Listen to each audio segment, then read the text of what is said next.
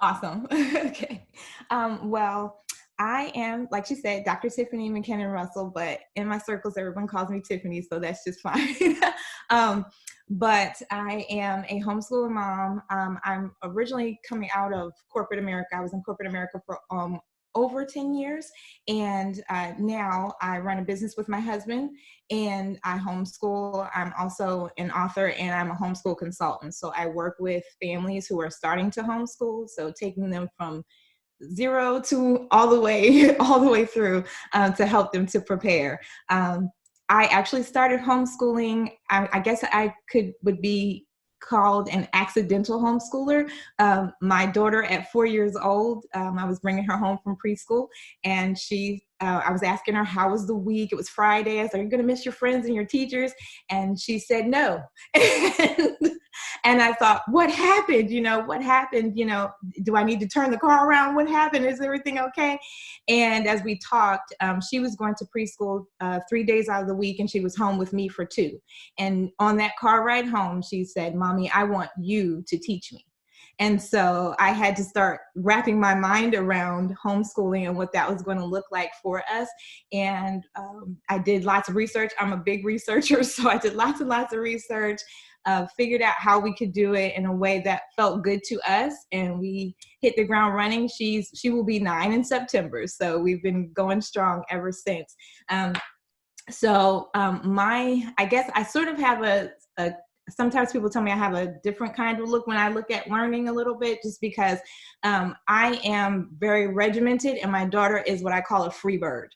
So we have to take education and our learning process a little bit differently, because, I would be sitting at a desk and with everything nice and regimented, and she needs a lot more room to move. And so that is why talking about a homeschool environment is so important to me, because we have to do a lot of work to make sure that looks the way it needs to, so it feels good to everyone in our home. So there's only 3 of us, but I was really everything you guys were saying, I was like, that's happening in our home too. I'm thinking there's only 3 of us. How does the house look like this? you know? So that, that was a great, that session was a great segue into some of the things I'm going to be talking about within the homeschool environment, because all of those things really tie together. So creating and nurturing an environment where you're learning and living and functioning in your home, for me, I believe is very important to your homeschool success. It all wraps in together, because without the proper environment, you're going to spend so much more time, adjusting and moving and trying and fixing, and not actually enjoying the process of teaching your children and of watching your children learn and grow and progress. So what I always say is that homeschooling should fit into your family and not the other way around. You should not be trying to turn yourself into the homeschool family. You should be figuring out how homeschool fits into the family that you already are, because that is the way it feels the most natural, and it's the way you will continue to homeschool. A lot of times when I hear families that are kind of what I call the in and out families, so they want to, they're homeschooling and then they're saying, I don't know, maybe I don't want to, or maybe this doesn't work. The first thing I ask them is, okay, well, what are you doing what are you doing in this space? How are you facilitating your day? And we usually find somewhere where they're doing something that doesn't feel right, but they're just afraid to get rid of it because they're not sure if that means they're doing it wrong. And so I was like, you can't do this wrong. You can't do homeschool wrong for your family. It has to fit your family. So notice that I'm not saying it has to fit your child, because your homeschool environment has to fit everyone who's impacted in your home. So everyone has to be involved in, they need to be aware of, considered within, and comfortable with what that environment's going to look like, because it's going to impact everyone. So when you consider everyone in your home, it gives you a really full view of what the needs are in your home. And so you understand then how to infuse that learning space in there along with what your family needs. So I really believe that your homeschool environment has to be unique to your family. And that you can use other families and their examples as inspiration, but do not try to copy something, because no matter what method you choose, even if you're using the same method as another family, it's going to look totally different from one house to the other, because there are different needs inside of those homes. So I have 5 components that I wanted to share about the homeschool environment that I think you need to consider to make sure that your homeschool environment feels good to you and to all those who it impacts.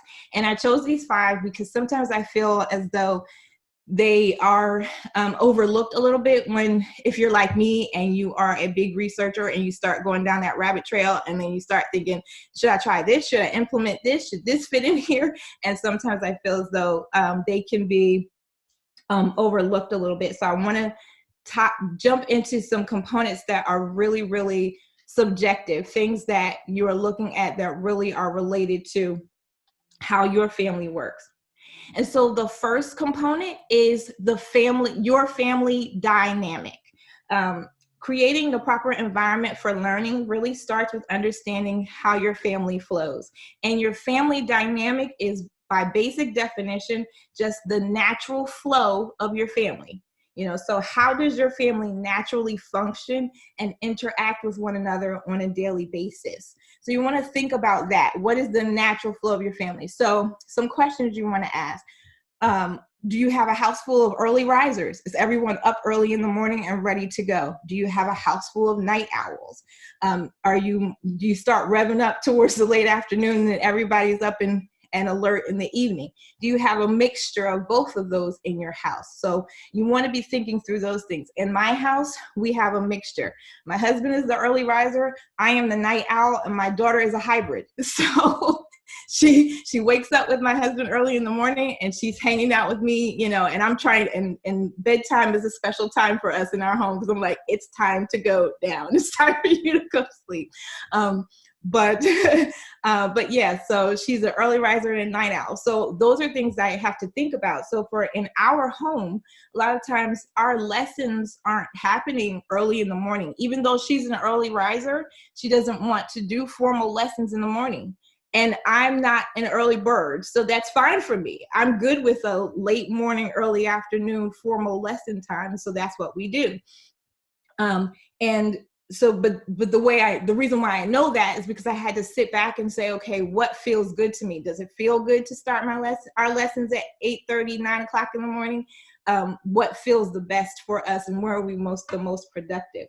Some other questions you want to be thinking about is, when is your child the most alert during the day? When are they the most alert and engaged? And whomever the primary instructor is, you want to know when they are the most alert and engaged, because those two have to match. You got to get those close, because if you have one party that's there and the other one that's far off in the distance, that's just not going to work. So you need to make sure those are clear. Also, are you a family that typically does a lot of things together? Do you spend a lot of time together?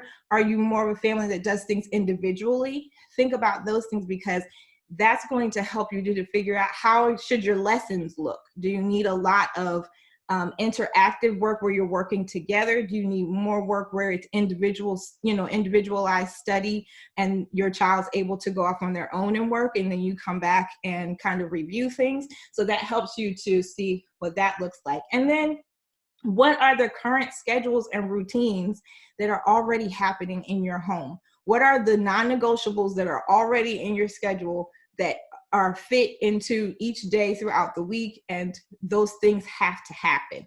Make sure you know what those things are. This kind of information helps to set the foundation for how you're going to incorporate homeschooling, and it helps you to get clear on what the scope of your family looks like. So this is what my family looks like. This is what our obligations are. These are the things that we're responsible for. And once you have that laid out, then you can begin to figure out where to infuse the learning process so that it feels good, it flows, and you don't feel as though you're sort of overwhelming yourself. Also, understanding your family dynamic, I found, was very helpful for us when we were looking at homeschool groups and co-ops, because you have lots of other families in there and you're kind of trying to figure out what works and what fits. And it was helpful for us to kind of say, no, this group may not work for us because they do most of their activities on these days, or they do most of their activities on the weekend and our weekends look like this.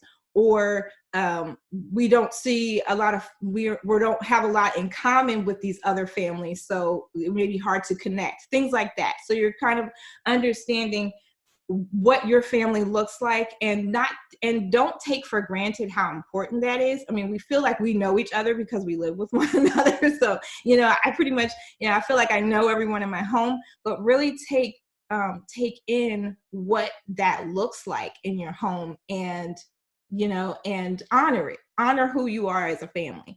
And that will help you to move through the process. The next component is just basically knowing what needs to be done. And this, I think, is a nice jump off onto from what you all were talking about earlier, with like the chores and activities and things that need to happen throughout the day. When you know what needs to be done, I feel like your day just flows so much better than when things just sort of like sneak up on you. It's like, oh, wait a minute, we have to go here. Oh, wait a minute, I have laundry to do. Oh, hold on a second, who's doing what? And so making sure that you know what needs to be done. Your environment and your homeschool environment includes those daily tasks, those responsibilities, those chores, those obligations, all of those things. So be aware of work schedules, be aware of those chores, be aware of extracurricular activities. So your children have other activities that they're doing, and that you need to make time for, because you don't want your learning process to fight against anything else that has to happen in your home. You don't want them fighting against each other. You want everything to flow together. So for example, my daughter has several extracurricular activities, and she actually, right now, most of them are virtual or canceled because of the pandemic. But prior to, I was having to consider, okay, what time do we need to leave the house? How long will we be gone?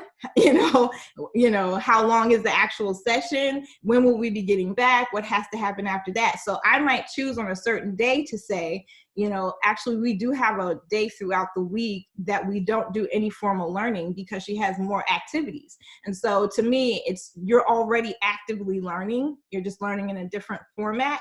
So you don't need to do these other pieces this day.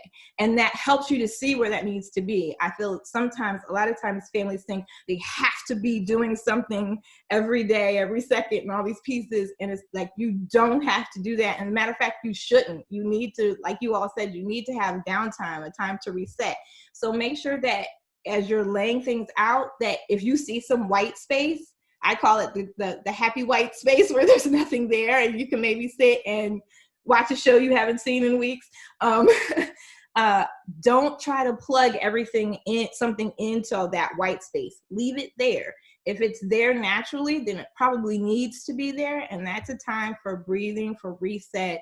And also it gives you room in case something needs to be adjusted. Now you have room to move things around. The third component, and I'm just going to touch lightly on this because I know we had a session on this already, but your child's learning style and your teaching style. I'm not going to go into the details of those because I know there was a session, so you got those specific definitions, but what I want you to take away from this specifically is just that the learning style and the teaching style in that space set the tone for the interaction. So it sets the tone for your interaction in your learning environment. And some questions you want to ask about that is, whomever is the primary instructor who's going to be working with your children, if it's you or if it's your spouse or someone else, is that teaching style compatible with my child's learning style? Are they compatible already? And some ways that I suggest that families try that out is to do a simulated lesson. If you're not already in the teaching environment, in the homeschool environment rather, if you're not already homeschooling, to try to simulate that to see how you interact with one another, because you want to make sure that they complement. And the key here is, if the teaching style doesn't match the learning style, it's the teaching style that has to adjust. So, your kid's not adjusting. You're going to have to adjust in there. And for instance, I'm highly auditory. My learning style is highly auditory. And so my teaching style is more lecture style. My daughter is kinesthetic. So she needs less talking, more doing. And so I had to totally adjust the way that I teach, because, I'd be talking and she would just sail on off somewhere else. And I felt like a complete failure. I was like, I can't do this. I'm terrible. I'm going to have to put her back in school. I'm going to mess up my kid. And what I had to realize is that, no, I have to pay attention to what her style is that she needs and then adjust accordingly. And once we did that, everything opened up, and it was like, oh, I'm not a failure. I was was in the wrong lane. I just had to switch lanes, And so sometimes it's just about switching lanes and making sure that you are really giving your child exactly what it is that they need. So using your child's learning style as the guidepost for that learning environment, and making sure that you go back to that as often as you need to make sure that you are actually giving your child exactly what it is they need in the learning space. So the fourth component is, I call this one location, because where exactly are you going to facilitate the learning process? And what I mean by this is not that it has to be in a certain space, but just knowing what it looks like for your family. So is it the kitchen table? Is it the living room floor?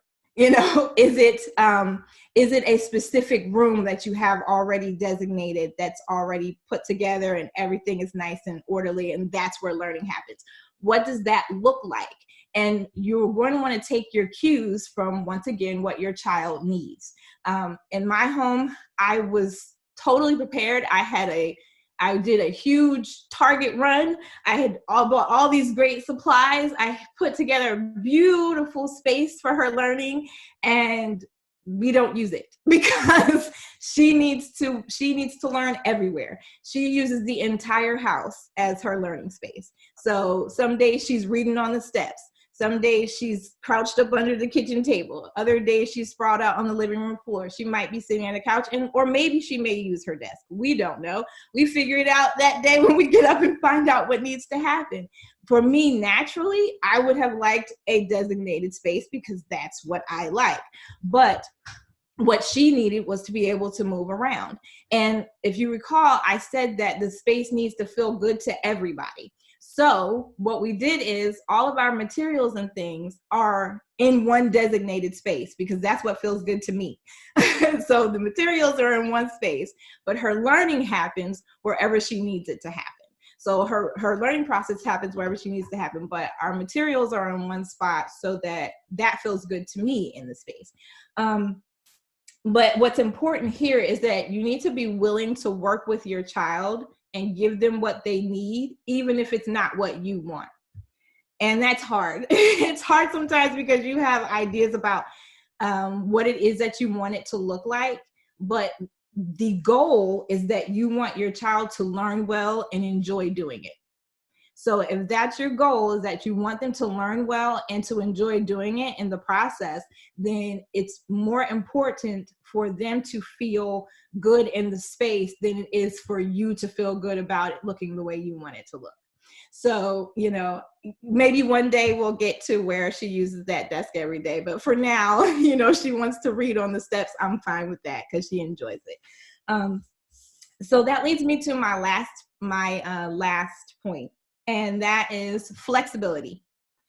Be flexible, be flexible, be flexible. That's, that could probably just be the end of it and be like, okay, done. Be flexible. You have to be flexible throughout this whole process because you have to remember that you are also learning along the way. You're learning your family, you're learning your child, you're learning yourself. Homeschooling teaches you a whole lot of new things about yourself that you did not know. So you are going to be learning so much about yourself, and you're going to be stretched in a lot of new ways. So you want to be be willing to be flexible in that environment so that you can learn those new lessons and so you can help your child along in their learning process. And don't be discouraged if you're trying something and it doesn't work out the first time. You know, don't feel like a failure in that space, but just know what you did there was found what didn't work. And so now you're going to move on to finding what does work. And that's what I had to what I still tell myself when we're doing things is that, okay, we found out what didn't work. Now let's move on to finding what does work, because homeschooling is a lot of trial and error. There's going to be times where you're going to need to adjust, and there'll be times where you will want to adjust based on what you're seeing as you survey your family and you survey certain changes that are happening in your home. You know, if personal preferences and needs change, you may need to adjust there. If work schedules or routines change, that's going to require an adjustment. If you reaching a new milestone, a new grade, if you're starting a business in your home, a lot of families are starting businesses and things too. Those things are going to create changes and needs for changes. And especially if you embark on a new curriculum. That's one of the biggest that I see is like when you're starting a new curriculum, there's that learning curve in that time. Sometimes the times that you need for lesson times will change and things like that. So being flexible and knowing that there are going to be times where there are going to need to be adjustments, but those adjustments are just a part of the flow. So just to review, the 5 things that you want to remember when you're trying to create a proper environment is you're understanding your family dynamic, what is the natural flow of your home, knowing what all needs to be done, what are those things that are set for your home as far as schedules and routines, what is your child's learning style and your teaching style, and are they fully compatible, or what changes need to be made to make sure that that happens. What is your learning environment going to look like in terms of where lessons are happening, and how can everyone feel comfortable with that in the process, and then just being flexible along the way so that you can enjoy the journey of homeschooling and the process of being actively involved in teaching your children. So. Awesome.